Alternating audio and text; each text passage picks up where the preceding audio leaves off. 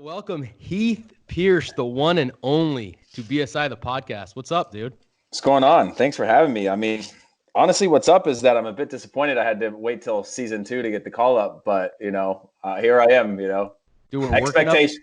We're working up the ladder, dude. Versus reality, man. We don't want to have the best guest right off the bat and then have no one else. Yeah, exactly. So that's fair. Well, you're just the cherry on top right now. You have so much to prove. So I'm sure. Like I do. Yeah, I'm sure you listened to Alan Gordon's, and so nothing but expectations for you.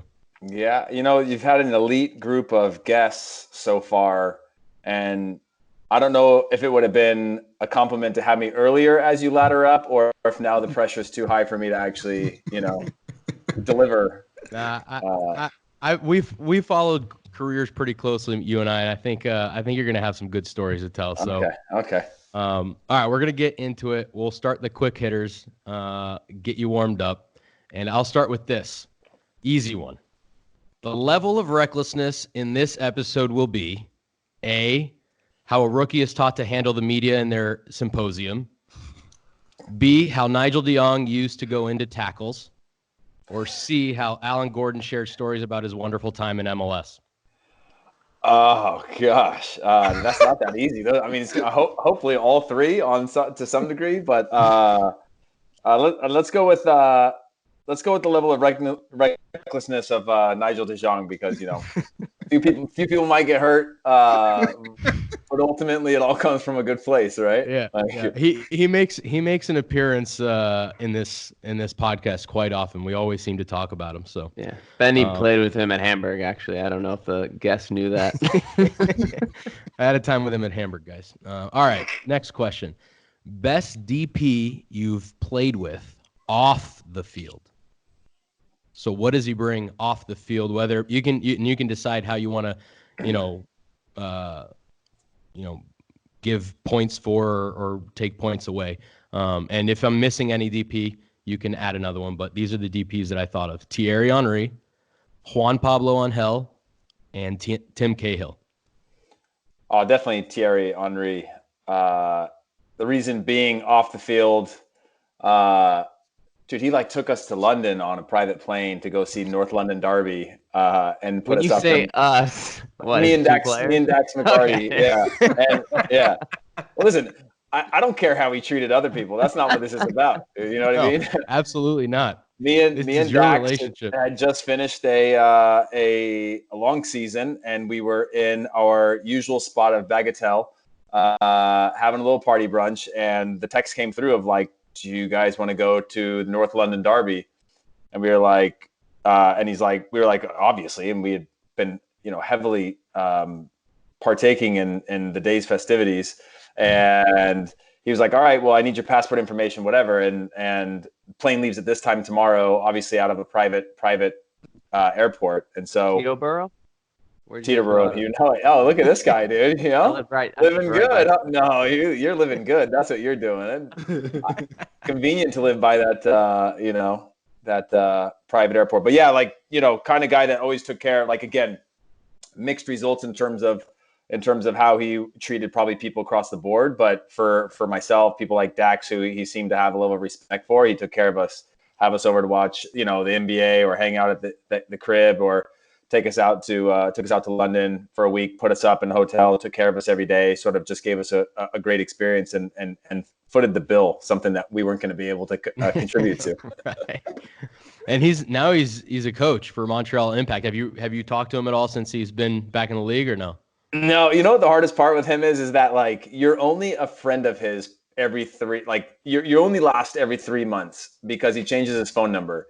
And so if you don't make the cut over time, you get faded out of things, he's hard to track down. So I'm probably 6 or 7 phone numbers back. Back when we played with him for a good 2 years after, you'd get this my number, TT, and that's it. And you would hope that would keep up, and that's what kept you in the let's keep in touch zone. And then eventually, a few times went through where I'd hit Dax up because I needed to talk to Thierry because I was going to London or something.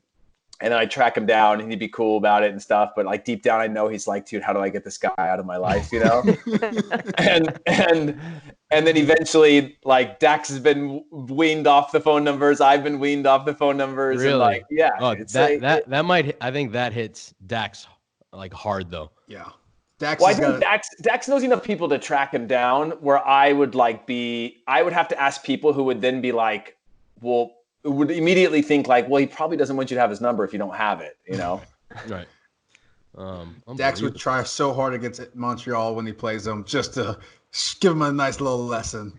Oh yeah, I mean the Dax. I think Dax did see him at some point this preseason and took a picture with him. Maybe it wasn't Dax, but make sure that you got to keep that alive, because when that PJ's fueling up and you know that tomorrow's that quick trip to anywhere, you're like, yeah, you got to keep that friendship alive. No, but Thierry's cool to us and took care of us, so that's cool. All right, last question for me for quick hitters, and this one's a wide open one, so I don't even know what you're going to give me on this one. It's an easy one though. Best moment of your soccer playing career?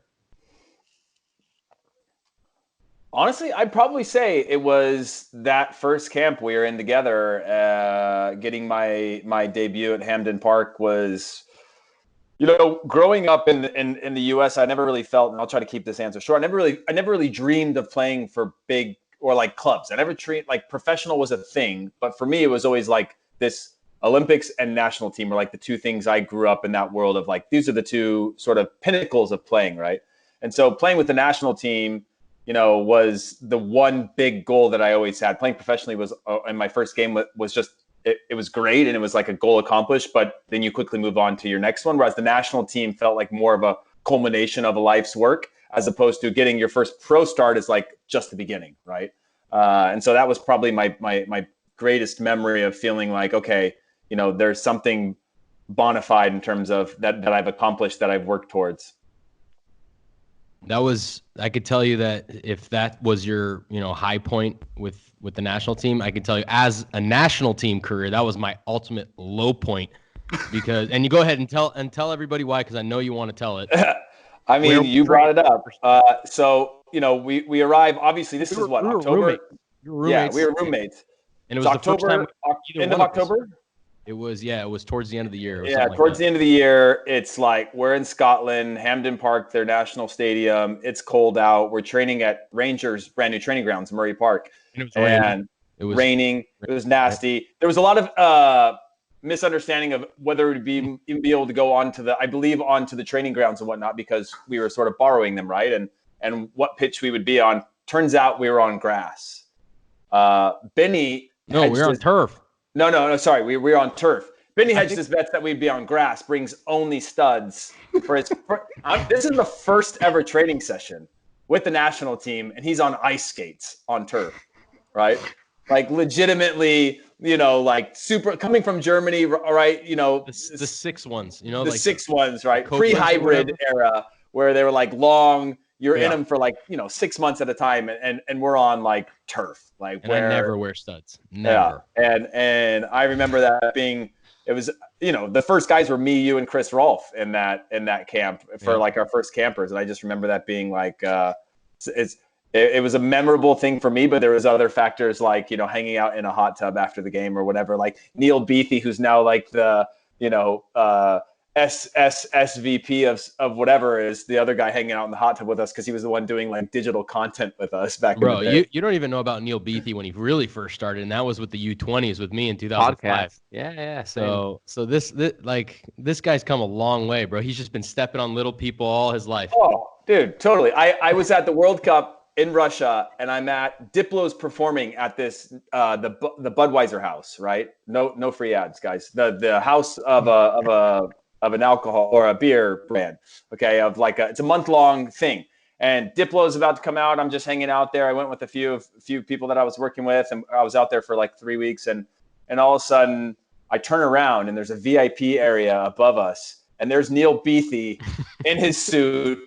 We just won the World Cup bid, so obviously they're all out partying, celebrating, and I'm down with like all the proletariat, and there is Neil Beathy, who has risen, higher than anyone else can rise, and he's up there, and I can't even get up there to say hi to him. I don't know how to get to him. We end up exchanging pleasantries, but like it was just, a real full circle moment for me of how far I had fallen and how high he had risen, Yep, exactly. Yeah, for those of you that don't know, Neil was involved with media, but on the very bottom level of the under 20 when I was there in 2005.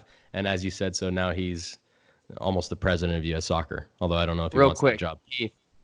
Heath, you had mentioned like hitting the pinnacle for you was like the national team, right? You didn't think about playing at the club level or whatnot. I feel like a lot of people our age had that same kind of mentality. And I'm curious if today's day and age, if the national team guys, think like that, or if maybe that's contributing to, the lack of, honor, they say, to play for the national team.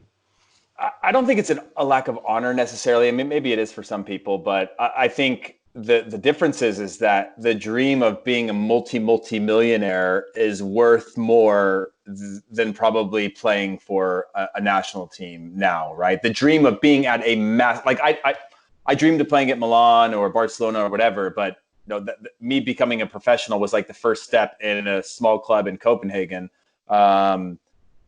And the rest of it seemed like a facade or whatever.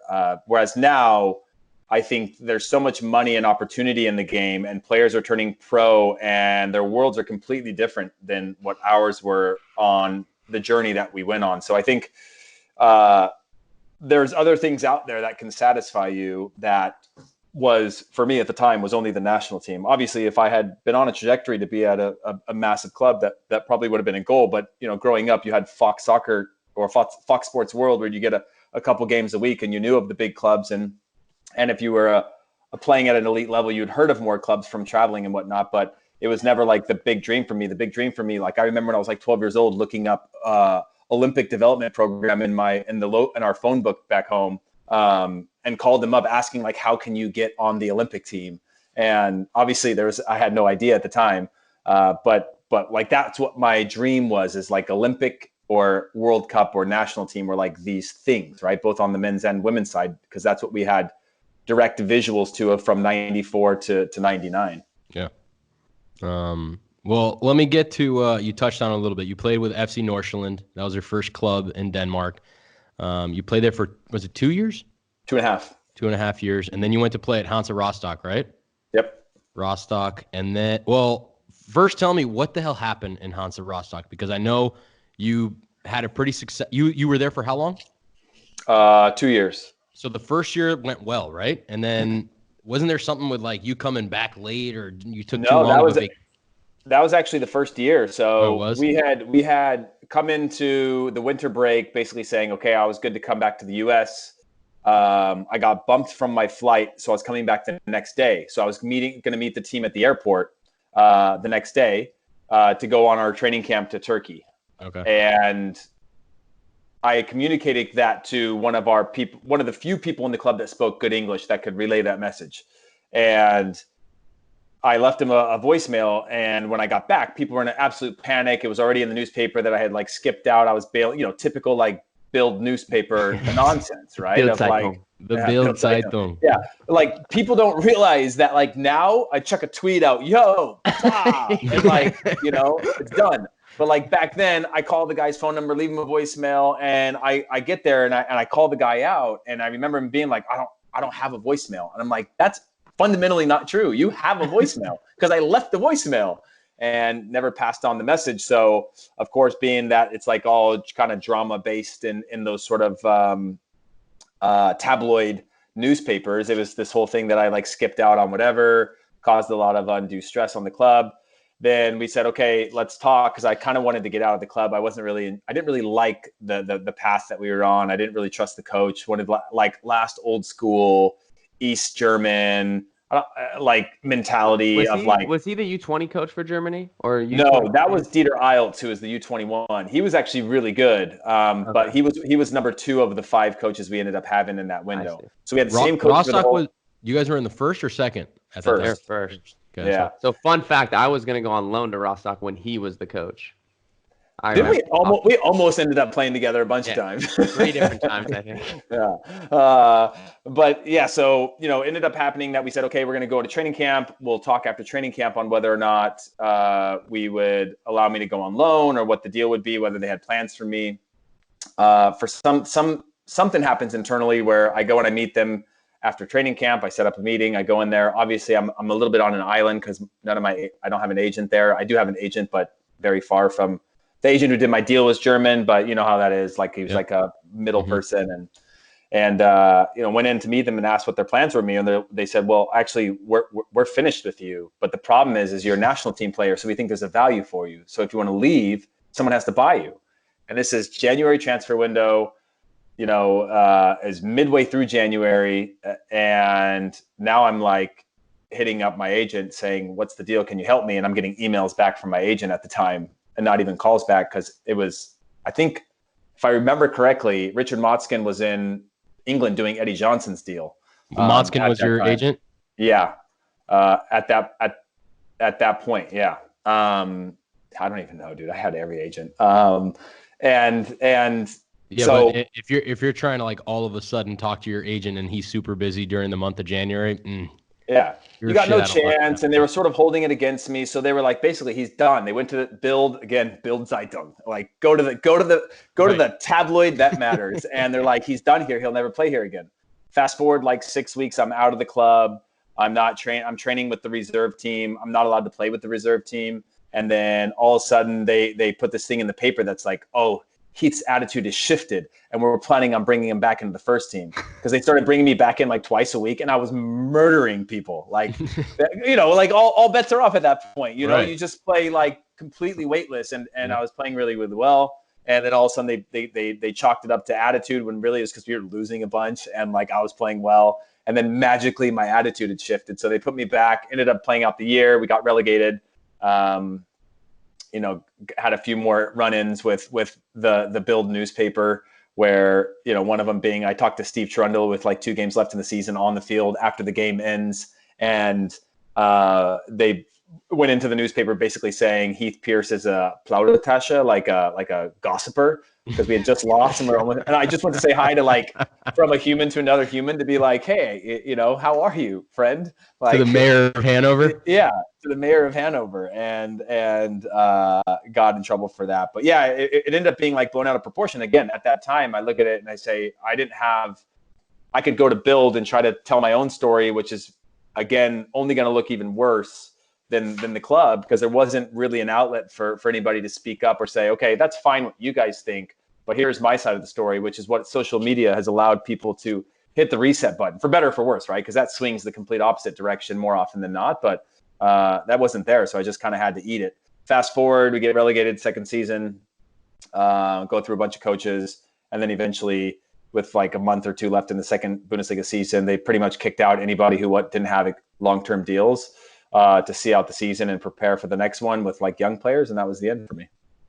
Yeah, I've been in that story a few times. At least that ending bit where if you're not part of the long-term plan, you're out.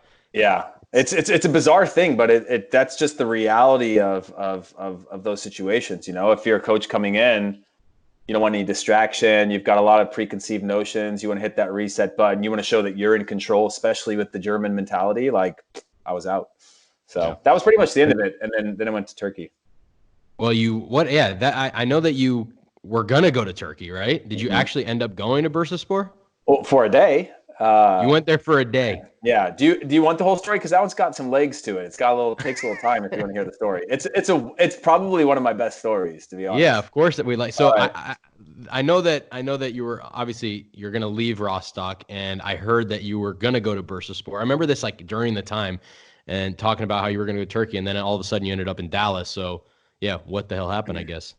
Yeah. So I get this call last day of the transfer window, right? At this point, I'm no longer with WMG or whatever it was called at the time. May have been WMG at the time, but then, shipped over to James Grant, the two sort of like big agents. And I don't know what Lyle's thing was called then either, but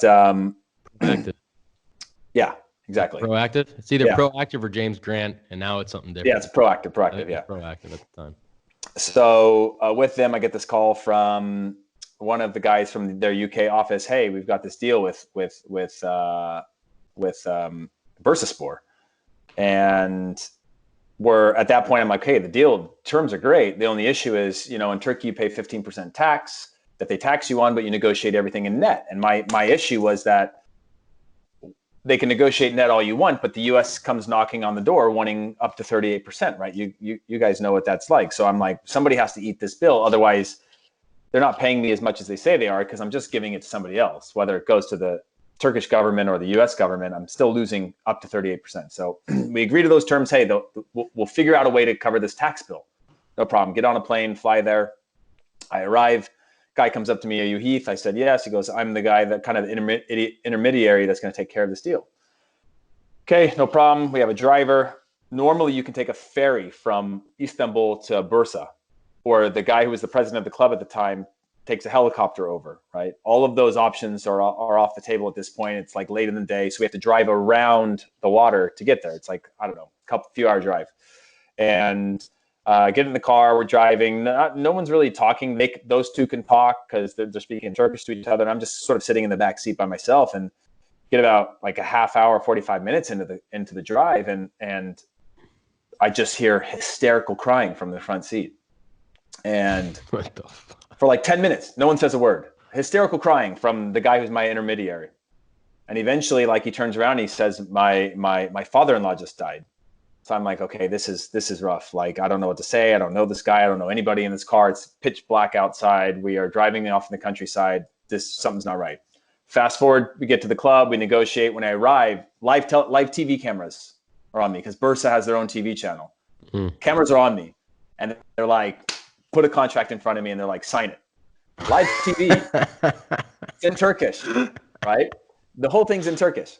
And I'm like, I'm not signing this. And then eventually get to the point where like, well, the live TV is here just to capture this because, we've agreed to terms, whatever. So just sign a white piece of paper. So I'm like smiling, signing a white piece of paper at like a presentation desk or whatever. Okay. Fast forward, we get through everything's done. We get into the night and we start negotiating this deal. And first they give me the contract in Turkish. Eventually we get it in English. I keep having to check back with the agents back in the UK. I think his name was James or something. And keep checking back in with him, and he keeps saying, well, let's think about this way or think about that way. At fast forward like 2 hours of this back and forth of like, how are we going to cover this bill? Because the contract came out and there was no discussion anymore of like this whole tax thing. No one had ever even heard of it. Like, right. They didn't know what I was talking about. Yep. So I was like, okay, this is going to be a long night. So fast forward again, by 3 hours in, the agent who's representing me is sitting on the other side of the table now, and it's just me. So it's like 4 people on that side and me. And even he's like, come on, man, just do this deal. And I'm like, you're supposed to be here under like at all costs. You sit next to me just for this deal. Full peer pressure on you. Yeah. So then finally we get to the terms where like, they said, okay, we'll just give you more salary to cover that as much of that difference as possible. I said, no problem. I said, let me call my agent. And then this old Turkish dude, super thick mustache, stands up and goes, I don't know if I can curse on this, but he's like, he's like, I fuck your agent. And I was like, all right, this isn't good. So I walk up, I call the agent, I tell the intermediary, this is done, dude. Like, this is not how I want to start at a new club. He was one of the old dude that was on the board of directors of Bursa. And this is like pre-Bursa, who went on to win the league that year, by the way, and then played Champions League. Like, this is a wild chain of they didn't do that beforehand. That was the same year that I was supposed to go there. So, we end up going back to the hotel. Fast forward to the end of the night. I'm talking to like the president's son who speaks English, whatever.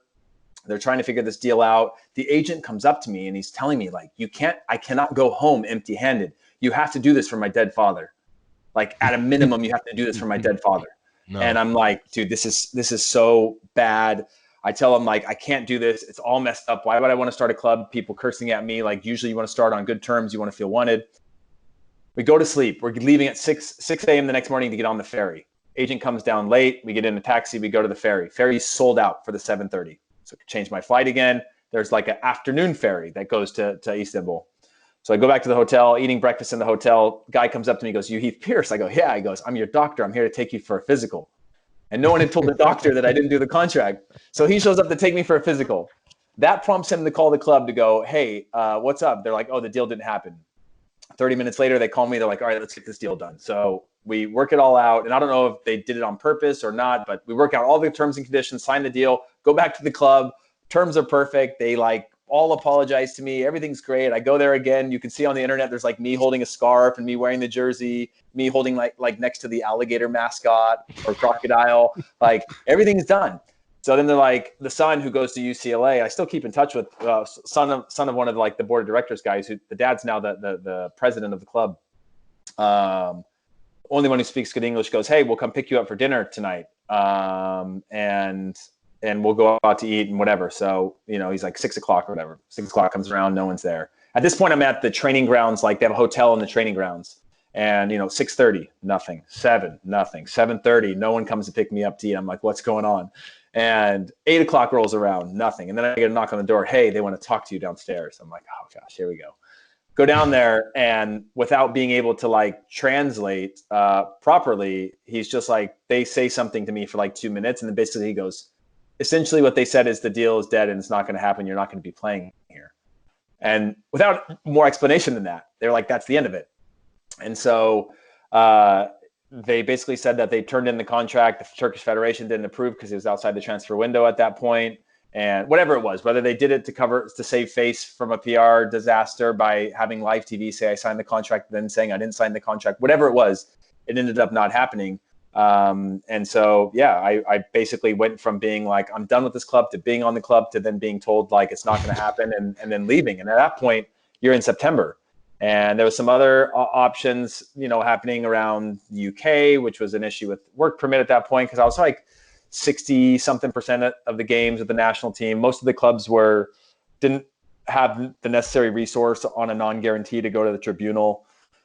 And then MLS became a deal that got to a place where I was like, it's kind of my only option. Again, my main focus was like World Cup. I need to be playing. And, at that time, Bob was very adamant about, you got to play if you want to go. So ended up making that decision to go to MLS.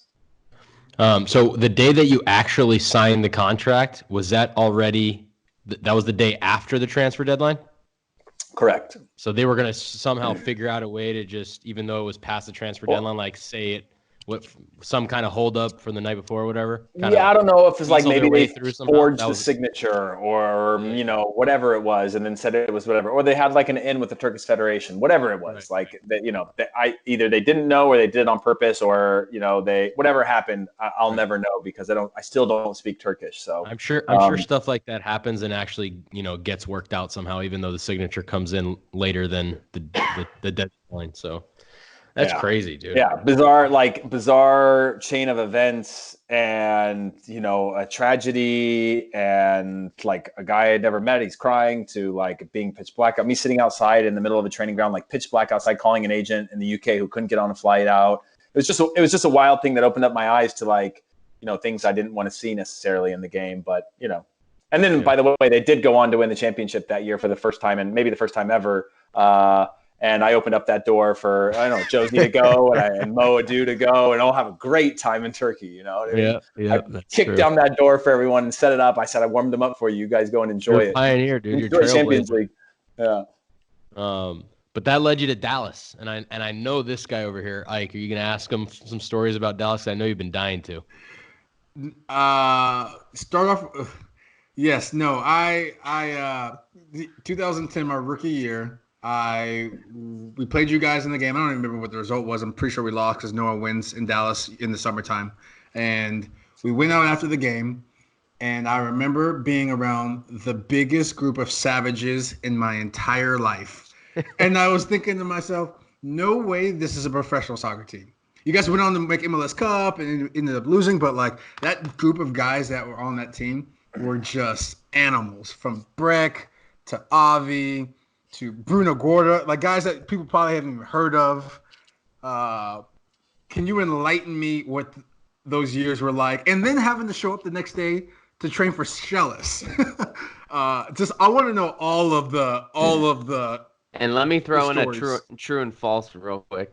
Did you try and purchase a limo to bring to have the young kids pick up the older guys in downtown after nights out? True, but I'll tell you the story of that too, because like me and Breck and I had found a limo in North Dakota that was like 80s style with the boomerang back on it. But it came from a good place. It wasn't just to make rookies have to like, you know, it wasn't like a bullying pre-Uber, thing. right? Yeah, this is pre-affordable Uber. This is like basically Uber was a car service then, where it was like, you know, to get out to where we all lived was like, you know, $80 each way. So, but I'll get to the story on why we did that. But yeah, so like to answer your question on Dallas, we started the season. We'll go back to when I arrived, right? Like late September, we had to win 5 out of 5 to get into the playoffs in 2009. We won 4 in a row when I first arrived there and had to beat Seattle their opening season away to Seattle in the last game of the season. Ended up losing to them, not making the playoffs. That's the year that Salt Lake wins. Then going to the next year, we're like, okay, there's something here. There's something brewing. Brought in a couple more good players. But the underlying tone of like the savagery, it was purely because of the fact that like we were a bunch of guys who were all making good money and young. Like everyone was young, single, and earning well. So like it created a recipe for a lot of great things, but also a lot of things that fortunately nothing bad ever came of it. But we I don't know. Well, you know. I saw some things with my own eyes. Yeah. So well, no. Yeah. So after 10 games, we were on like 10 points, right? And then we went on this like 19 game unbeaten streak. We set like 3 records of like most unbeaten on the road, longest unbeaten streak in the league, and I think those both still stand, and fewest losses in a season, which still stands. And it's basically after like 10 points.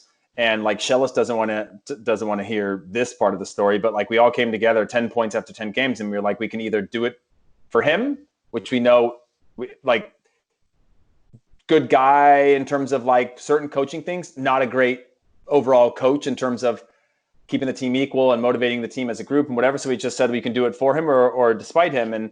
And we just kind of came together at that point. David Ferreira, that's when he just like flipped the switch of being the David Ferreira that he sort of remembered as now in the league. And we just went on this run, and we started going out after a win, right? And when you go 19 games or 17 games, maybe it was unbeaten, like after a while, it becomes like, it's like that whole like subconscious kind of, keep doing what you're doing. Like what you're doing is working. Don't stop it. So, you know, win number 2, we're like, okay, you know, me, Dax, and Avi. Obviously, I can't say some of these people because they weren't 21. You know, and then all of a sudden you add a person a week. And then I remember getting towards late in the season, we go and we get a win or a draw in Colorado, and we show up at a nightclub. We tell them we want the best table in the house. They're like, no, we have this reserved for the Denver Broncos. We're like, we don't care. And we roll in, and when we walk up, and then all of a sudden we're all at this table having a good time. And then 10 more, like by the end of it all, it wasn't just like 4 or 5 of us. It was 16 people out in a nightclub. And literally at halftime, in the talks being like, get that point, get those 3 points so we can go out tonight, because that's all that like, and that became like a motivator of like a really close knit group and a team that like wasn't really motivated by going out, but we didn't go out when we lost, and we knew that there was something there, and it was fun to like we just turned it into something and made a run of it. So, and that included a bunch of wild stories. Now to fast forward that to the end to get to the limo story, obviously we lose in the MLS Cup final, and I had been hearing rumors of players driving drunk, and it was a terrifying thought for me, right? And both young and old and whatever, of people just deciding that it wasn't worth the $60 or $70 or $80 to go into the city and then back. And with a group, again, when things were going good, everybody wanted to be able to kind of like let go and have a good time. So we were like, okay, how can we solve this? Because you don't want something bad to happen. So I was like, let's just get a limo, and we'll throw it on this limo. And that way we can have the rookies who aren't making any money be able to come out with us, not have to spend any money on a night out. They can rotate who's going to be driving. So you always have a sober driver. They come out with us. They just got to hang out, and they got to drive us back in the limo. Again, like, I don't know. They probably needed a special license for that. We hadn't gotten to that point because I got traded by then, but we had located the limo that we wanted. It was like $6,000, 80s limo, like blue crushed velvet interior. Like it was perfect, right? It was exactly how it should be to roll up as a professional soccer team in like downtown or uptown Dallas. So the whole idea was built around like we need to prevent this because there was stories that I was hearing that like you can't repeat because they're like really scary stuff that was happening. And because, you know, Frisco to the city was so far. And at that time, pre-Uber, pre-Lyft, pre-Get, pre-all that stuff, it was such an expensive commitment that, and it's all relative, right? People are spending that on drinks and a night out or whatever, but it was just that, it was still that, it hadn't been like this paradigm shift of what transportation is now, right? Or like ride sharing is now. So the whole idea was to prevent that and be able to incorporate the rookies into the squad, make it so they didn't have to pay when they went out. Everything would be provided for them from like a night out. Cause we were doing like, you know, we were doing real nights out. And I would love that as a rookie, dude. Let's say there's 4 or 5 rookies and you can rotate one every 5. You're the DD and then the other 4, you get a free party. Yeah, but you're 16 people. You got to make like 12 stops.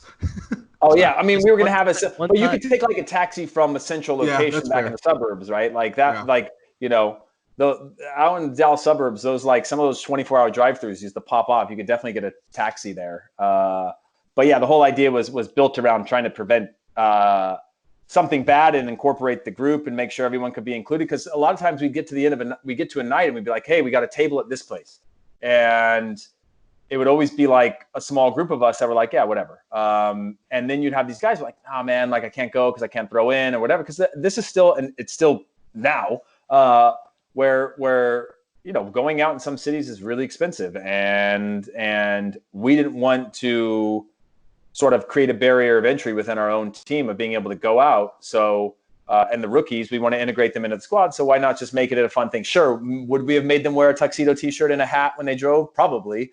But like, you know, in exchange, they'd get to hang out with us all night, and then they wouldn't have to do it for like 2 months because we'd have some other rookies doing it. So yeah, that's the limo story. We never got to it because I got traded, but that was the origins of it. Sal, you were mentioning, so Heath said that they kind of, you know, got together and found a way to be successful despite, you know, Shellis and whatever. And I know you were telling me a little story about, what was it that he taught him how to trap a ball? Balls. Yeah. So please enlighten us how Shellis trained you to become a better soccer player.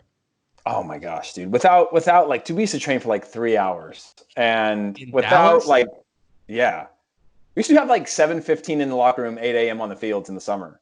And which is like kind of rad because I was in my swimming pool by like 11:30 and everybody was over like barbecuing and stuff, you know, which is actually not that bad, but it was just a different generation, man. Like we'd score a goal from a header on the weekend, and the next week we'd be like working on headers. It'd be like this like direct result of like, you know, we score off like a long through ball, and we'd work for like 2 hours on long through balls as if that was like the answer. It was like, you know, teaching like throw the ball, teaching how to trap the ball, and the trap the ball would be like the, you know, when it, like you meet it at the ground at the same time and stomp the ball into the ground to like trap Marcelo trap. Yeah, it was like, like dude, that's legit. Isn't that kind of counterintuitive though? Like, wouldn't you not have to practice the way that you're already scoring?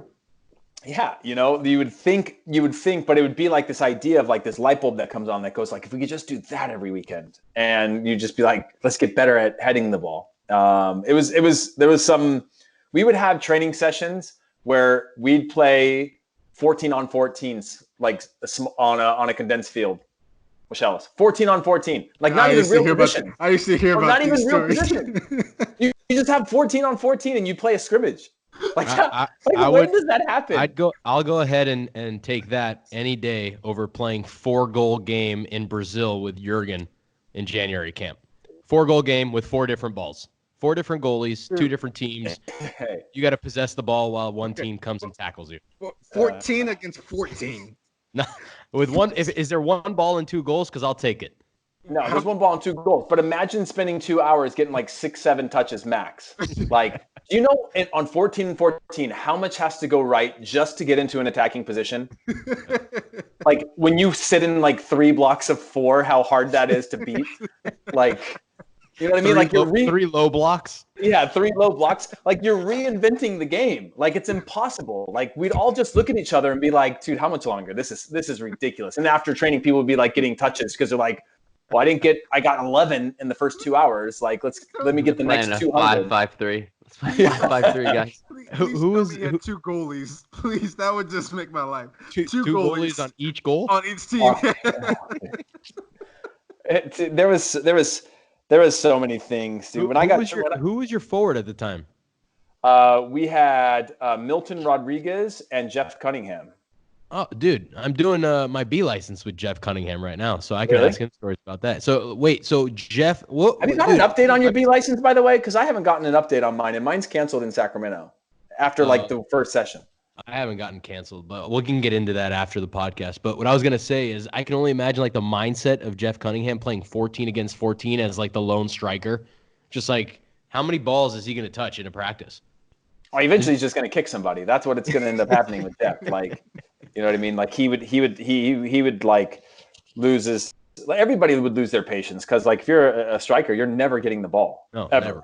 14 against 14. Yeah. Hey, I love that, dude. I remember when Shellis traded me, he brought me in and said to me, like, him and he had this guy Barry Gorman with him, and they came out and they called me up and walked me to their office, and I was like, everything all right? And he had like his arm around me going like, yeah, everything's fine. And sent me down in his office, and he walks me through this scenario where it's like, you know, there's a lot of teams interested in you. We said no. Then more teams interested in you. We said no. And then some really good offers. We said no. And he goes, but then, you know, Chivas made this offer that was, you know, really good. And so we've considered, you know, this trade. And Barry Gorman's sitting in there going like, no, we've traded you. Like, he didn't even say that. He traded me. He took me down this path of like telling me about how many teams were interested and how often they passed on it and how good the money was, just to tell me that they took the money or whatever the trade was. Like, and then didn't even say it in the end and let another guy be like, no, actually, just to clarify, you have been traded. Like, that was, and then I immediately, again, referencing back to Hansa Rostock, guess what exists now? Twitter. So I go straight to my phone. Just got traded to Chivas USA. Dallas hadn't put out a statement yet. So now all of Dallas is saying like, oh, you're selfish. I'm like, you literally just flipped my world upside down. And now everybody in like comms and the club are getting, you know, calls from the league going like, you guys look unprofessional and unorganized. And they're saying I should have kept it.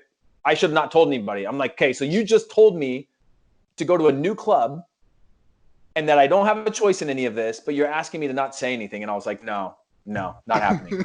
And I just like, I tweeted, I remember that was the first time I felt empowered to be like, right, you guys control all this from a contract standpoint, but I control my voice and my narrative. And my narrative was like, you guys just literally in the worst possible way told me I was traded. Not that there is a good way, but in the worst possible way of all the bad ways, found like major way to telling me I was getting traded. And then I went out and tweeted it. And then like I was hated at that point for a while because I was selfish. And I was like, okay, I'm sorry. I should have left that inside till you guys were ready to tell people. Then you called me and you're like, I'm coming to Chivas. And I was like, yeah, well, I just got traded to Portland. Wait, did you guys get traded the same day? Yeah, literally, yeah. I think it was. Yeah. Yeah, I was so excited. It was just like in after post Germany, I'm like, dude, he's coming to my club on loan. This is gonna be great. And then then it doesn't happen.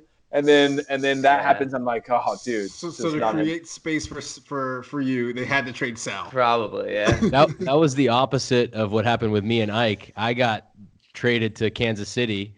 And then I was so happy, and then Ike got traded a day later, and I was like, "Oh my God, the team's getting hurt."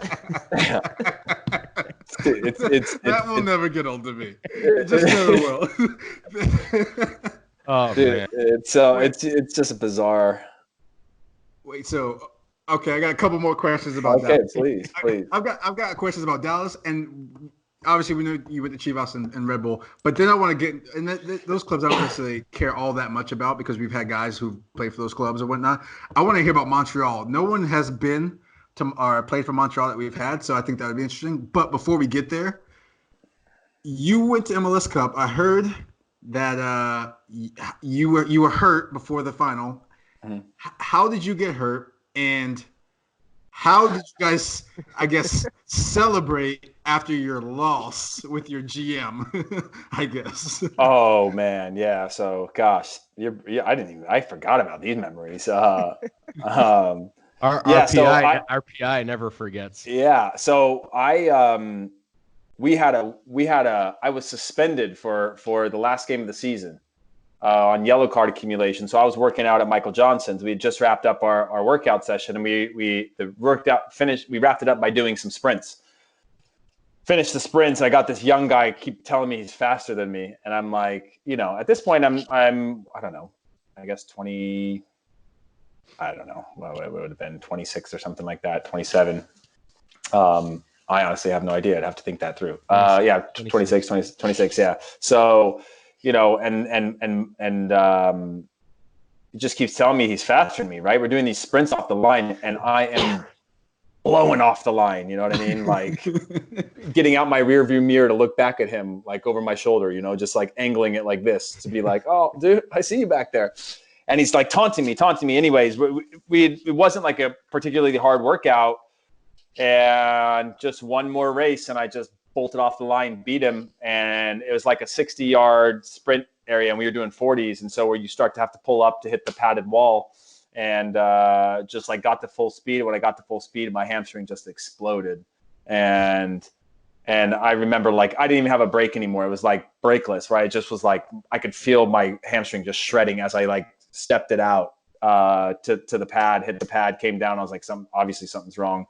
My hamstring's messed up. And yeah, so that was like the story behind how I got hurt. And it was just racing right out, like literally within 3 sprints of when we had wrapped up our session for the players who hadn't traveled, and then me who was suspended. And then this was the last game. This was before the last game of the regular season. Correct. Okay. They were going to either Salt Lake or I think LA was the last game, maybe. And it was, yeah, I just gotten yellow card accumulation at that point. That's no, I think it was against LA because I remember pushing. I think it was against last game was against LA because I remember playing Salt Lake and pushing somebody near the corner flag and getting the yellow and being like, okay, whatever. And then ended up tearing my hamstring pretty severely. To where I got to the final game of the season. Like I was literally a match day yes or no, which was 6 weeks later at that point. And, ended up not passing the fitness test when I felt fine. I trained with the team like the 2 days leading up, the day before the game, felt pretty normal. But, I do think a lot of it was more Shellis not wanting to change. He was a very superstitious guy, not wanting to change whatever. Like even roommates were like fixed on what playoff roommates had been and like all that kind of stuff that were like, bizarre. So we lose the game. Everybody's pretty pissed off. It was that year that was still neutral sites. We played up in Toronto. Yeah. Colorado was just hacking us from the very beginning. Kind of a game out of control. Like they just did a good job of just killing our flow constantly. They come out with the cup. Next day we're on the charter home and this was, remember when everybody was icing each other back in the day? I mean, I guess I bet I still icing people, but like, I'm gonna go downstairs to my garage right now, and it's gonna open, and there's gonna be there's gonna be a Smirnoff Ice sitting there, being like, ah. Listen, when I saw you guys raging in Dallas, I think it was 2012. I walked into Breck's house. This fool had an ice hanging off a fishing line. So when you opened this front door, you got iced immediately. You went to go piss. You lifted up the toilet seat. There was an ice sitting there. This guy was just on another level. Dude, it was wild. Like that group I would put on the field in terms of our style of play. Like we used to go into 90th minute of games and just laugh at the idea that we were down. Like in theory, like laugh at the idea that we were down 1-0. Because we knew that we'd find a way. Like Avi would super sub onto the game and beat 2 people and put it in the top corner. Or like, Eric Alexander was mixing in with Dax in terms of whatever. We had Daniel Hernandez at holding midfield. We always knew we'd get out of games, and it just had that little bit of magic that you're like, okay, this could be a club that is for multiple years going to be, up there. But then right away, right when you think you got there, people think they can do better. And Shell started dismantling that team, got rid of Dax, got rid of me. Had another good year that next year with the team, and then from there took quite a bit before they bounced back. But Yeah, I don't. What was your other question on that? You were talking about when you landed after the MLS Cup. Oh yeah. So on the plane on the way back, everybody sort of like drowned in their sorrows, and our CEO, who was new to the club, got iced by I think Breck. I don't remember who did it, so I don't want to I don't want him that to be the hill he has to die on for that. But someone iced him, and he had to take a knee in front of the whole team and chug a giant Smirnoff Ice on the plane in front of everybody, because again, that was it was kind of a magical moment of we all felt that this wasn't the end, it was just the beginning, and obviously you don't control that as a player, but it was yeah, he got iced, like our most senior person under the Hunts themselves got iced, and he took a knee and pounded it, dude. It was actually pretty impressive. But yeah, that was that was a special year, man. What do you guys got? You guys got anything else? Yeah. So, talking about your time in Montreal, from my 2 cents as a player, and just seeing what Montreal has been like, visiting the city, seeing what the organization, kind of how it's run from afar, I have no idea what to really think about Montreal, because I feel like it's, great one day and it's terrible the next, whether it be club or performance, whatever it be, lifestyle. So can you enlighten, or really all of us, what it was like to be, or what it's like to be in Montreal, and maybe even as an American citizen, if that was a challenge? Yeah, so I lived in Old Montreal, so that was a bit of a challenge at times. You did feel very foreign, but having, once you've lived abroad, so to speak, you kind of get used to the challenges that come with that. New language, new whatever. I mean, plenty of people spoke English, but there were parts of town where you did feel it was a little bit more foreign to you. The club itself, came in after a hip surgery in 2013. Was kind of like my comeback year under Frank Klopas. And I was only there really 8 months, because you're in preseason until literally the start of the season, because there's otherwise you're in one of those bubbles and there's not much competition up there, obviously. And so I didn't get up there till March, and I was out by October because we didn't make the playoffs. And my experience in that short time was, pretty wild. It was a very bizarre mix, and I think it had changed a lot over the year before I got there. But in terms of just the relationship with there was a lot of powerful players in the locker room that had the voice of ownership. Italian, right? A huge Italian contingent that had the voice of Nick DeSantis and Joey Saputo. And again, I'm just speaking from my perspective on this, but that makes it a challenge for a coach, right, to establish any sort of identity or respect within the locker room. And we didn't have a great squad that year. Frank Klopas as a manager, I think, struggled at times as well to he's the kind of coach that would, with young guys, would be, instead of just attacking a situation, he would attack the situation and then the player after, where it'd be instead of just being for a young guy, hey, you need to wake up, training started. He'd be like, you need to wake up, training started. Who the fuck do you think you are? Roberto Carlos or something? You're not that kind of player. Just go on this rant where a player would be okay, one thing's waking up. Another thing is do you hate me? Are you bullying me right now? And that sort of thing. And I even had a heart-to-heart with Frank about personal attacking people on that kind of thing. And then, of course, Frank's yo, I got you, new contract, whatever. We'll get this sorted out soon. And then all of a sudden I get this text, you've been left unprotected in the expansion draft. And then I get taken by Orlando, and I'm yo, Frank, what's the deal, dude? He's well, the club said none of the club said they were interested in you. I was of course they did.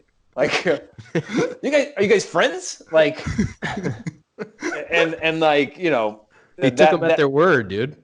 Yeah, that's true. To be fair, they did tell him that. But yeah, it was Orlando in New York City at the time. Is that who it was? Yeah. And for me, again, it was such a short time and such a sort of disjointed locker room. But again, we won the Canadian Cup that year. The Canadian Cup is massive up there. Yeah, but it was only 2 teams, man. Yeah, but like it's massive. Like you against Toronto is a legit hatred between those two. Except when it comes to the Raptors. Obviously, everybody seems to love the Raptors now. You know, those two cities can't be friends till the Raptors win the NBA championship. But yeah, like there was that was a fun run.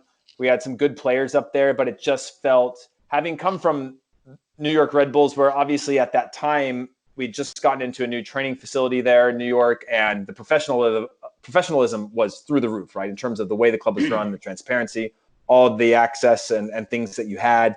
Everything was just very transparent, and you knew where you stood. And, you know, maybe for me it was different because it was a little bit more humbling because I didn't have any sort of status or stature within the club or like earned respect or clout coming in. And maybe that's sort of shifted my experience, but it just felt very disorganized. We had really old, crappy training ground. And when it got bad, it just got really bad around the team. And just, again, like the season was over before we knew it. But there was a lot of cool things about Montreal as a city and things like that. But, you know, overall, it wasn't my most positive playing experience. That's for sure. For sure. Do we want to get into what you're doing now with Copa 90, right? Well, actually, I left Copa 90 in the middle of November. Oh, did you? Yeah. So what are you up to now? Yeah, so in the middle of November, we launched two sort of platform businesses in the U.S. with the backing of Richie Graham, do you guys know Richie Graham? One of the owners of, he's the largest minority owner in the league. He's the minority owner for the Philadelphia Union, has the YSC kind of academy that's there. That's that live-in soccer academy, first of its kind in the U.S.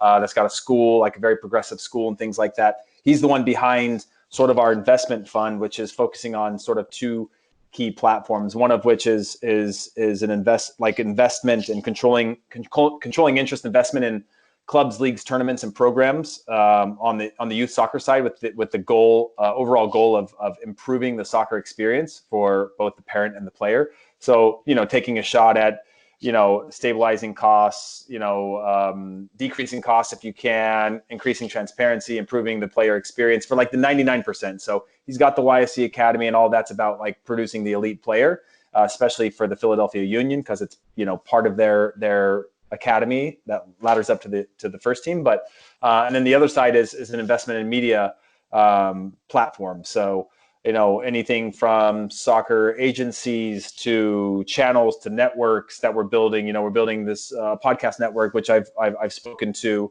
Nino about, and some of the things we're trying to do on the media side. So all with the goal of increasing the relevancy of the sport, knowing that we're in sort of what we call the decade of soccer, heading towards 2026, you know, US, Mexico, Canada, 27 could be the women, and 28 Olympics. It's that period where we need to just improve the overall experience, and that sustains participation for kids so that they're not dropping off 12, 13 years old. And we're having to go find them, right? On the media side, we got to go find these kids who did a study abroad, or they went to a game, or they are part of a city that has a team. It's hard to convert fans in their 20s and 30s, right? It's a lot easier to build a culture in the youth. And you do that through a positive experience for these kids, whether they make it as pros or not, both on the boys and girls side. And yeah, so those are the main things that we're focusing on. We recently acquired Kicks to the Pitch. Have you guys heard of Kicks to the Pitch? So Kicks to the Pitch is like a small agency in Los Angeles. They put on something called Association, which is an influencer soccer league here in LA. They're also launching FootyCon, which is the first sort of direct to consumer 2-day Think Complex Con, but for soccer, which was set to be at All-Star this year. And if All-Star happens, we'll have it there, it's a 2-day kind of open marketplace with everything from a film festival to different types of programming, panels, to an open marketplace where brands can buy and sell products. So that's sort of our first foray into the space. But yeah, it's backed by Richie Graham, and it's got kind of a holistic big picture view heading towards the next 4, 5, 6, 8, 10 years. Cool. Yeah. That is too much information. I can't even like corral all the information. That was a lot of stuff, but it sounds like it'll be good for soccer in the future years, and like once the World Cup comes through and Olympics and all that stuff. So I just poured my heart out, and Benny said, "Sounds like it'll be good for soccer." I'm You know, hoping that sounds like it's it'll going to open. be good, I can't wrap good my for head soccer. around. So Yeah, that's the goal, isn't it? yeah, Good for that soccer. was the first thing. That was the first thing I said at the beginning. So I'm glad you grabbed that tagline to bring it full circle. To be like, well, it sounds like it's going to be good for soccer, as you said. Hey, taglines are important, so you got a good one. All right. Well, with that, I think you're reaching the stage now where you should really strap into your seat. As you know, Ike's going to have a few minutes here to ask you some questions, and so your seat will start to heat up. And I'll throw it to Ike, and it is now Ike's interrogation. Good luck. Ike, before you go, hold on one second. Let me turn the light on in here. You know, Okay. It's getting dark.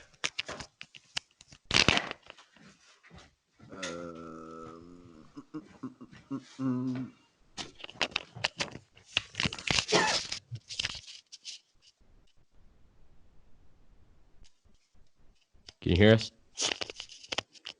You All good? right. Sorry. By the way, Heath, you know if you answer all 5 questions, you get to ask us one. If you don't plead the 5th. What a privilege. It will be. All right. You ready? Oh God. Yeah. No, it won't be terrible. It won't be Okay. bad.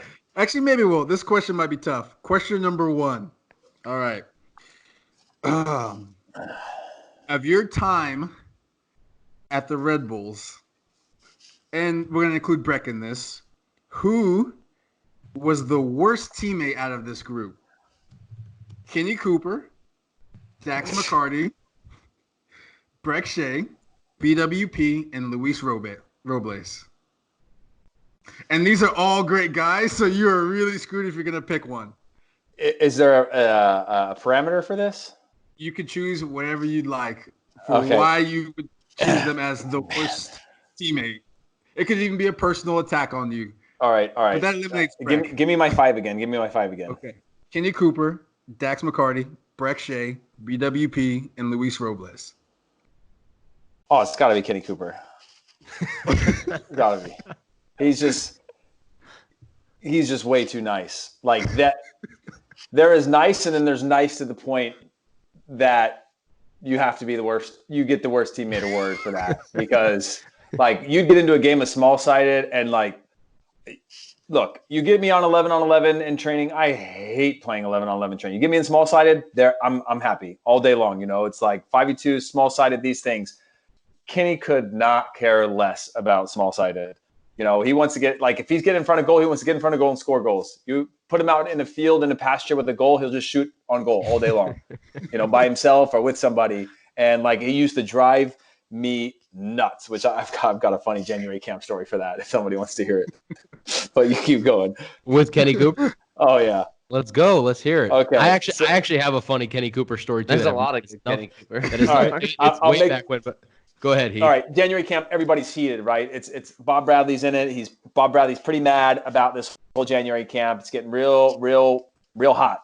Was this the year where like the Taylor Twellman thing, and he said, like, wasn't there something where he would bring in the European guys in for the games or something like that, and the MLS guys would be there for practice and then not play in the games? Wasn't there something like that? Yeah, I don't know if that was the exact one, but I know it was in that period, right, where it started to feel like very like European leaning for people. And we come in, everybody's seated, we have this meeting where, you know, Bob asks the question, and everybody knows this is a rhetorical question, right? Except for Kenny.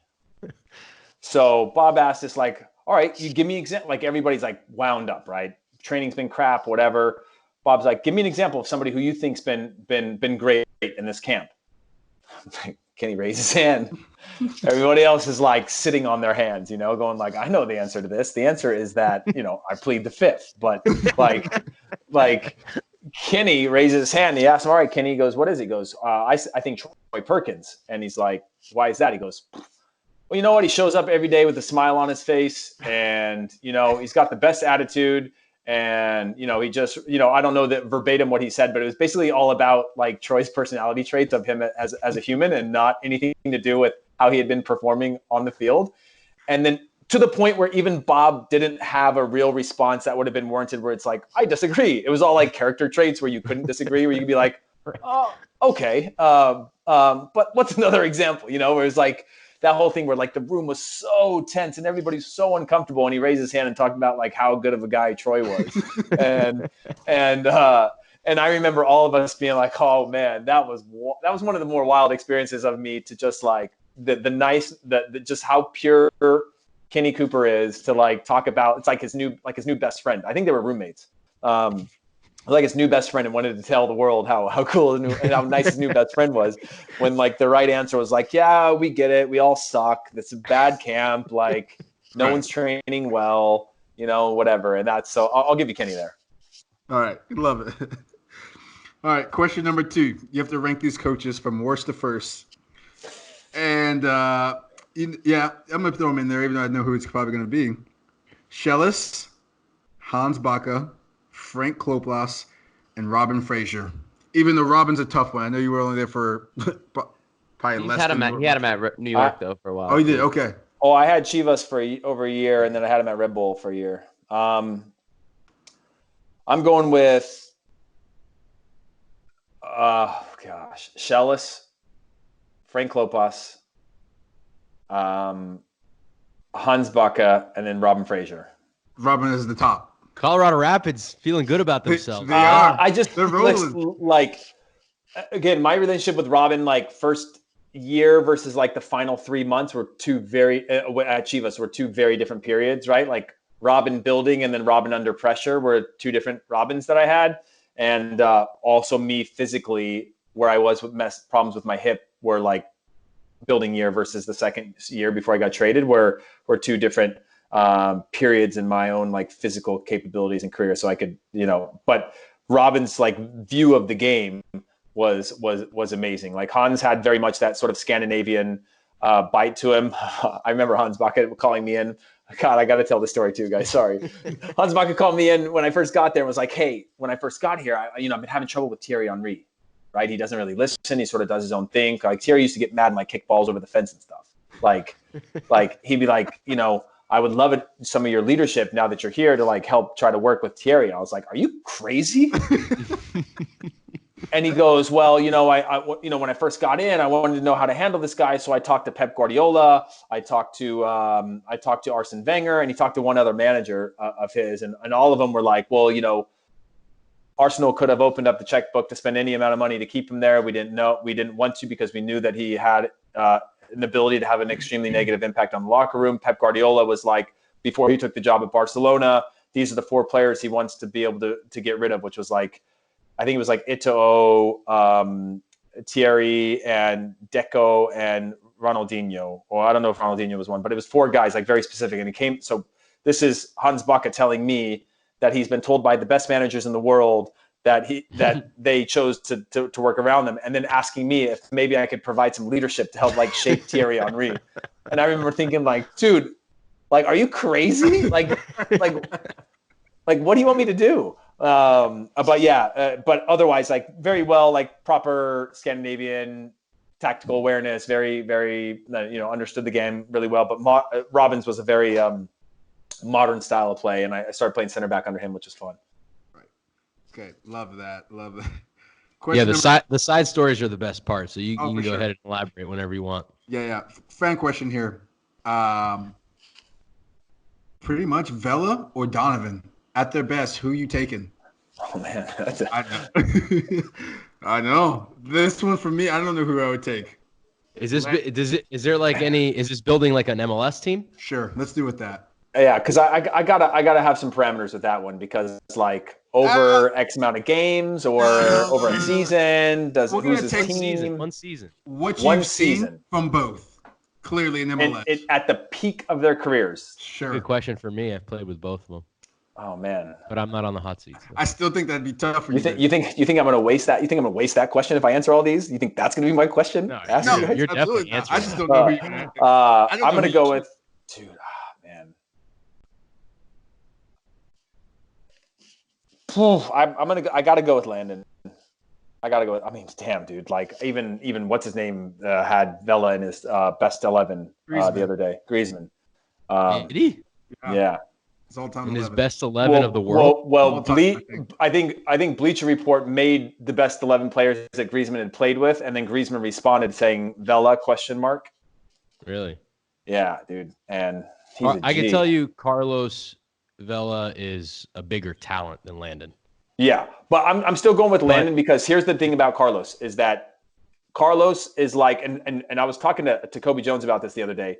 Kobe was saying that Bob Gansler, old national team coach, used to tell Preki on national team games, the best thing you can do when we lose the ball is take a knee, because that allows us to at least know that you're not in any shape whatsoever, and we can organize our shape. Because the moment Carlos Vela drops into a wing position and occupies a hole in that space, you're playing through that all day long, right? Yep. In terms of how you're going to win games. Now, as a talent, unbelievable. But I know that like Landon's got some two-way to him for sure, and just a completely different type of player. But I'm going with Landon just because, you know, out of that. I wouldn't compare Carlos's defensive work rate to Preki's though. Carlos does his defense. He does do his work, but I'm saying, what I will say is Landon has performed in MLS his entire life, his entire career. So he's proven at that level that he is one of the best. So I would say it's a very difficult question. Yeah, I mean, yeah. Carlos, I won't give you my answer. Yeah, no, that is a very tough one because it's a sprint versus a marathon is a different conversation. But I do think that I do think Carlos puts in a shift, but it is hard because I experienced that with Thierry, same thing, where it's like he'll track back for a guy who made a run to the corner flag, but he tracks back into a position where you're like, okay, we're in good shape, and then the game just goes right past him. You're like, well, you're kind of just standing there. Like that actually made it a lot worse for us because I'd rather play down a man knowing that there's a gap somewhere than think a gap's been filled. But yeah, good question. Going with Landon. Yeah, love it. All right, question 4. Now that you're in the media side, you've seen some things and worked with some different people. Who is the toughest media member to work with that you can't stand? Oh gosh, dude. That I can't stand. That the general public would know, I guess. Honestly, there's nobody that I really can't stand because the traditional media world is full of cynics, but also like survivors of like a somewhat dying industry. So they're pretty collaborative and cool. I certainly got not direct shots at me, but when Copa had a few rounds of layoffs due to just like, you know, market conditions, we got attacked by, I can't remember anybody who would have brought me into that mix of that. But honestly, the hardest media person I've ever had to deal with on a regular basis, and it's not that I can't stand him because I like him quite a bit and I know him well, is Michael Kammerman. I know Michael US Soccer pretty well. Yeah, like he is. I remember in the last qualifying cycle, I went down there and I brought a guy with me. I was doing stuff with Bein Sport, and I brought a guy with me from Copa who was going to do a vlog. So Bein hooked us up with like kind of all access pass for him to do his vlog with me on the side. And I go into the room and I bring him with me. And this kid's like got, you know, rolled up shorts, like halfway up to size and like a tank top down in Panama and like totally unprofessional in the sense of like traditional media. And I remember bringing him into the hotel past, you know, hotels on lockdown, you know, saying hi to Jerry and shaking hands with security and everybody walking past into the media room. And Michael Cameron pulls me aside and goes, "Hey, what's he doing here? What's his deal?" I think his exact words were, "What's his deal?" And I was like, "Oh, he's just a friend. Like he works with me. He's doing a vlog thing down here." And I remember him taking me outside and just like kind of in a very nice but like stern way telling me like, "No, that doesn't fly here. This is the national team. Like you don't just bring somebody along with you to like be like the fly on the wall." This was when? When was this? This was during the last qualifying cycle when the U.S. was playing down in Panama. Okay. Yeah. So with Bruce. It was with Bruce because I remember we interviewed Bruce while we were down there. So yeah, it was with Bruce and I would have thought maybe with Bruce Michael would have been a little bit more laid back, but I guess not. Bruce is the one that made a nickname for Michael that he hates, which is I can't say it. No, it's not a bad nickname. I don't even know where it came from, but also you can't call him Mike. That was another thing I learned the hard way. He's Michael, and now it's something that bothered him too. I think Is it his brother that's working with LAFC now? I think it is, right? Yes, it's his brother. Yeah. But yeah, like I never had any issues with Michael whatsoever, and I love the guy, but he was the hardest on me, period, including during my national team career. Like I had an injury, I remember in a camp, and told my mom, and my mom told a journalist, and I got a harsh talking to for like sharing information that shouldn't go outside of like our group and things like that But that was again during a different period where like Bob was still like anti-social media and didn't like thought it was like a fad or a phase and wanted to like kill it. And obviously Bob, that's 10 years ago, and Bob's very different now. But yeah, he was probably the hardest one on me. Also one that I probably learned the most from in terms of like, tough lessons on what you can and can't say to the media. Thinking, that as a young player, you think everyone's your friend. Yeah. All right, you're down on the final question, dude. Fifth and final question. Most annoying teammate during your season with Montreal Impact. And I know who the answer is, so if you lie, that counts as a plead the fifth. Yeah. Felipe Martins, 100%. You can put the list however you want. He was just on the call up, and they were saying how he's like the nicest guy. He actually, when I retired, he wrote me like something on Instagram and saying like he wasn't been an honor. Like he loves you. Guys keep giving him crap, dude. Dude, he loves me, Sal. All I heard is the Brazilian brothers. I heard a whisper of the Google Me story into Felipe Martin's ear one time. Yeah, I think I definitely said that. I'm trying to think of what the context of the story would have been. He was going around. Oh, I think he. Yeah. I don't remember what. Yeah, you probably know the story better than I do. But him and I used to have run-ins all the time because he was so young back then too, and he had Frank Klopas' ear, and he used to drive me crazy. And he was also like a little runt to play against, right? He'd kick you and hit you and like elbows up and like just a real scrappy guy. And he was also like my next door neighbor in my building. So like it was like a wild time. And like, my wife is really good friends with his wife. And like, obviously, I ended up being in New York and all that. But like in Montreal, there couldn't like that guy used to drive me nuts back then. And, obviously time passes, whatever. But like, we get older and we figure things out. But what was the story? All I know is that he got into it with the Italians, and then he was chirping back and forth, and then you were just a bystander. Then you got the ball and he murdered you, and then you were like, "What did I do?" So then you guys went back and forth, and he said you hadn't accomplished anything, and you just gave him a nice little Google me as you walked off. Oh yeah, I remember that now because that was the day that I called him out. I said a lot of stuff that day. Oh man, I was triggered. But yeah, I remember that specifically because he came in like I won the ball off him like on a shoulder after he had been like kicking a few players late on the field playing small sided, and I sort of like bumped him out of the way, and then he kicked me from behind like a swing into my calf, and that's when it turned into whatever. That play ended up on the sideline, and we just started going after it. And this is the same guy that I remember, Jermaine Jones. Him and I were speaking German to each other in the tunnel because Felipe kept chasing him around on the field, talking shit to him and kicking him every time he got the ball. So then in the tunnel at halftime, he's talking to me like saying, "What's this dude's deal, man? Like, why doesn't he just relax? Like, what's his problem?" and I was just explaining to him. I was like, "Dude, he's wound up tight. Like Felipe's wound up tight." Like that was the only thing I was like, he's wound up. He's gonna chase you around and kick you. And obviously that's a strength. I wish that I had that sort of mentality in my career. But he knew how to get under people's skin. We were playing Columbus one game. I think it was like the second time we played Columbus. Oh no, don't do the Higuain one. Yeah, did you hear that? Yeah, of course I heard this one. Yeah. So basically, Higuain's on the field, and it's right before the game, and we're jogging out to the field, and Chile, I think, had just beat Argentina in PKs, and he was just like, "Vamos Chile, vamos Chile," or something like that. Right? Was it Copa America or it wasn't World Cup? No, it was Copa America.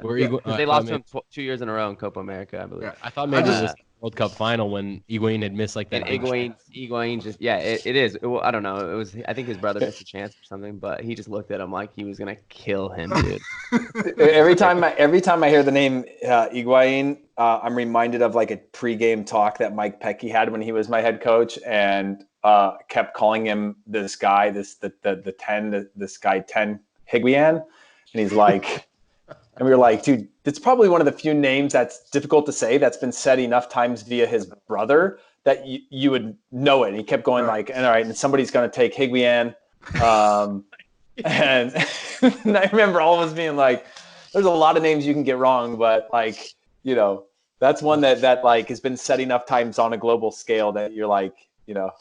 You don't want to know how Peter Vermees once pronounced Jebrovsky. No, wait, I was gonna say when you said Felipe, Felipe,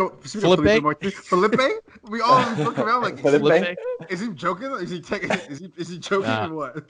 Peter just torches some people's names, dude. He doesn't care. He cares about sporting. That's all he cares about. Like, if you're not sporting, yeah, dude, it's just like sometimes you just wonder like how like Higuain is actually like if you look at it, I could see how you get to Higuain, but like. Also, he's got a very famous brother. If you've watched any games in the last 12 years at like Tuesday, Wednesday, or Sunday or Saturday, like he's playing at least twice a week. League, yep. Yeah. So yeah, that's. But yeah, all right, that's yeah. You've completed it. I have a bad percentage this year. I'm like 2 of 6 or something, but. You can now ask a question to any of us that we must answer. Oh gosh, dude. Oh, I should have prepped this. Come prepared. Sorry, we can cut some of the dead air out if you need some time for thinking. Yeah, let me think about this here. I just don't know who to use it on. Do I get one question for one of you, right? Just for one question for one of us. Man. I mean, you're for sure going to take Benny or Sal, but probably Benny. I'm trying to be truthful, dude. I don't have any problem telling the truth, so you might want to trigger Sal. I've been triggered like recently a lot. I don't know what it is, but you know Sal's head coach is Landon Donovan, right? You realize this? Yeah. I know. They I got that Instagram follow by SD Loyal, dude. Nice. Sal, we're gonna send us some like. Is Nino on that account too? No, I was going to say Sal running the account, but no, he's not. Dude, yeah. Man, I don't know, dude. I got to ask you something Bob Bradley related. That's the only thing that I need to get something out of. I wouldn't even know where to start. So I guess give me your. I mean, can I ask for a story, or you guys got to ask a question? You know, I just love. When I came onto this today, give me your best Bob Bradley impression. Well, I was like thinking about. I was like, okay, where's been? Yeah, that never ends well for anybody except for Sasha. Was Sasha was too good at it. Yeah, that was the downfall. I was thinking like, okay, Sal's in San Diego. Where's Benny going to end up? Where did I was trying to think of like how up and down the coastline you were. You grew up in California. And it brought me back to where both of you guys in camp when we played Denmark in Aarhus. Yeah, I was.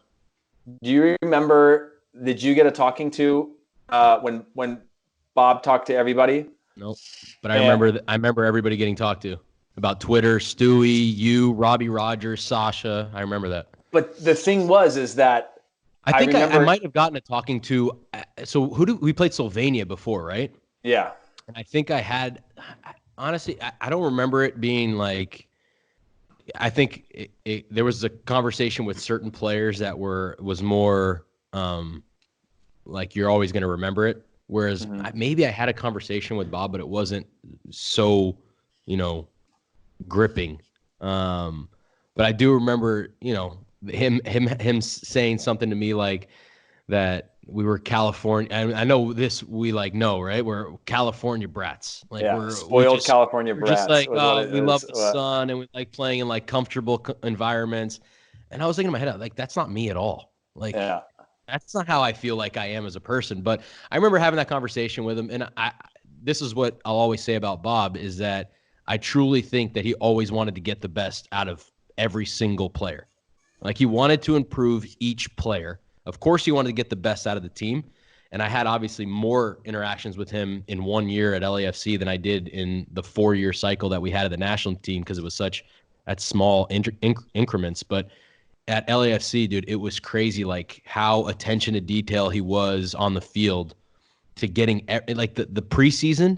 It was insane. He would stop practice, and I think I've talked about this before, but he would stop practice every 30 seconds and saying, like, Mark Anthony, you're not in the proper position. You got to put your body this way in the half space. He loves the half space. Put it in the half space. Get in the ball on your left foot so you can turn already with your right. And like, it was unnerving, dude. Like, you never got a chance to actually play, but he would have failed his B. He would have failed his B test, dude. That's one of the things we're learning, isn't it? Start seeing, like, throughout the year, you start seeing guys actually, like, when Mark first came onto the team. Mark's like a perfect example, because when he first came, I couldn't understand how Bob wanted to play him as a center midfielder, because he had like these long legs and he like took, long touches, and he wasn't clean on the ball, and he didn't have his right movement and body shape and all that stuff.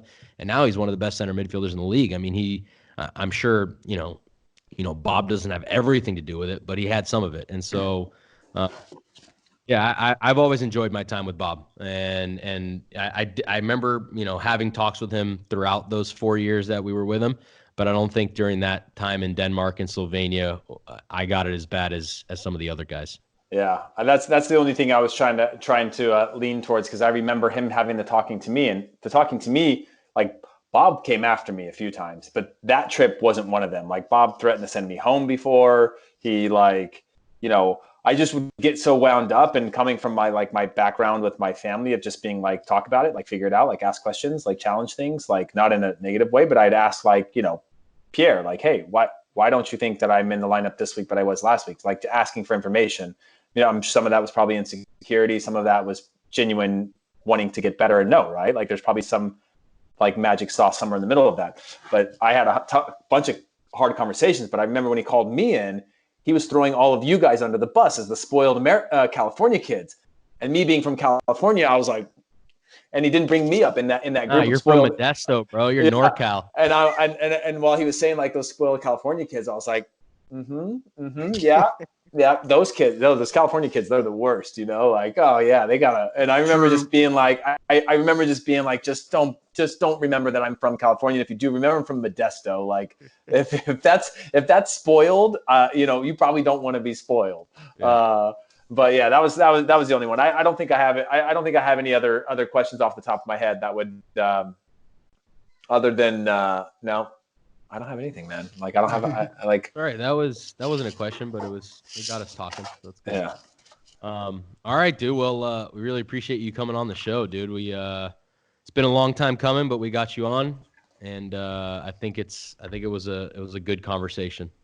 Yeah. If anybody asks, I wanted to see how your success was, and I wasn't available till season 2. If they ask me. We need to save some guests, Yeah. I was like, if this thing becomes legit and they can show some consistency, then I'll be up for it, You might have to come back on season 3 if we can get that far. I'll say one thing that has nothing to do with the episode that I mentioned in the intro as well is, for the love of God, will people just stay at home? Yes. Please, just stay at home, dude. I was just thinking about this. If everybody, I know it's not possible for everybody, but if everybody just stayed at home for 2 weeks, it would literally be over, because the virus dies in 2 weeks. I mean, you're taking the complete. That's a theoretical. Theoretically, like, it's the truth. And so, just like, I know not everybody can stay at home, and there's going to be moments to leave. But whoever listens to the podcast, I feel like I should say, stay at home as much as possible. Yeah, is the social distancing when people are having friends over. And I'm like, that's not social distancing. Game nights. Not friends, and definitely not going and chilling at the beach all day in Santa Monica. All these rich bratty kids, dude. What are they doing, Heath? I don't know. But I read this thing earlier that was like, if you move, it moves forever. If you stop, it will stop forever. The more you move, the more it moves. The more you stop, the faster it will stop. But just so you guys know, if you guys ever want to add me to the show, it would be BSHI, and we're almost to BSHI, and then we just need a T, and now you've got yourself. B-shit? Yeah, bullshit. Oh, bullshit. Yeah. I was wondering what the B stood for. All right, dude. Well, we really appreciate it. Thanks for coming on. And we will we'll catch up with you later on. Yeah, thanks guys. Appreciate you having me. Appreciate it. See you later.